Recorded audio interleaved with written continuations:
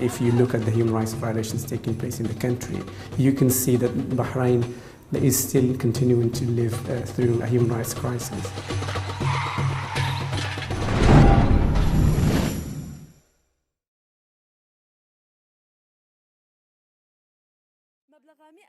On Sunday, the Formula One Grand Prix will be held in Bahrain, amidst global fanfare. But the situation is far from calm in the small Gulf kingdom.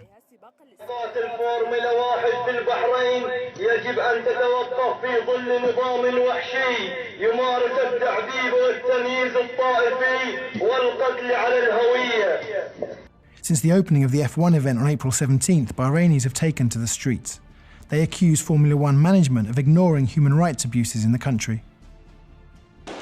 Last year, Vice News travelled undercover to Bahrain to witness the government's brutal suppression of pro-democracy protests, which kicked off in 2011.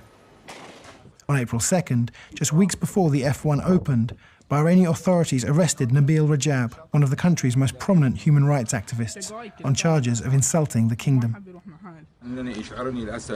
أن أرى هؤلاء العشرات من الناس يحيطون بمنزلي ليس للقبض على مجرم وإنما للقبض على شخص يعبر عن رأيه. Prior to his arrest, Vice News met with Rajab at his home. I remain one of very few human rights defenders who are speaking from inside the country. The majority of them are behind bar or they are in exile. So now, if they keep me in jail, so you can say they almost silence the whole human rights community in this country. And that should not go with the silence of a respected government. We have a negative past with the Western government who does respect the human rights in their own countries, but when it comes to the outside, they see their interests. I mean, I would say specifically United Kingdom. Just days before Rajab's arrest, and amidst mounting pressure, Formula One management issued a statement pledging to respect human rights in Bahrain and monitor F1's impact in the country.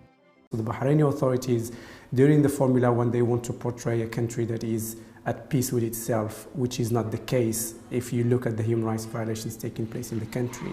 If you look at the 4th anniversary of the protests of 2011, just a couple of months ago, you can see that Bahrain is still continuing to live through a human rights crisis.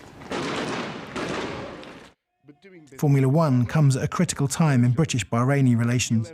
In December, Britain announced a landmark deal to build a permanent naval base in Bahrain, where the United States Navy hosts its 5th Fleet. Last year, the UK named Bahrain a priority market for weapons sales. In London, dissidents continue to criticise Britain's conduct in Bahrain. This month, activists protest the arrival of Prince Nasser bin Hamad Al Khalifa, who is accused of involvement in torturing prisoners. Where is the coward?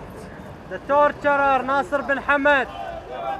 Democracy, democracy! We want democracy! Democracy, democracy! Nasser, known as Bahrain's Playboy Prince, had his diplomatic immunity stripped by a British High Court last year, but he continues to visit London. UK government, you will see! Bahrain will be free! There is a strategic interest between the UK and Bahrain, and because of the UK silence, it's not only silence at this stage.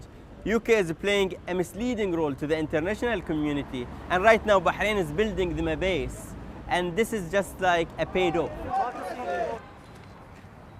As Sunday's race approaches, the pressure is on Formula One to honour its newfound commitment to human rights in Bahrain.